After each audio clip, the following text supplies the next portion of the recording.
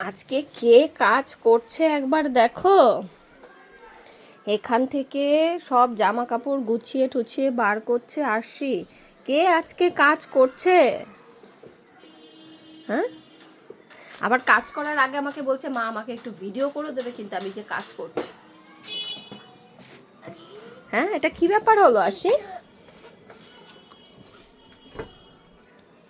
বাবারে, কত কাজ করছে মেয়েটা। কিছু বলো। সব ফেসিয়ালি এখানে আছে। তাই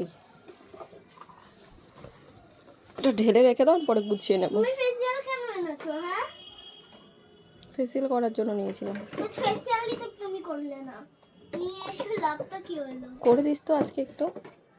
করবে তুমি? আমি করে দিই, তুমি তাহলে এখন না, রান্না করে নি তারপরে। আমি কিন্তু টিফিন বক্স, এখানে টিফিন বক্স কেন?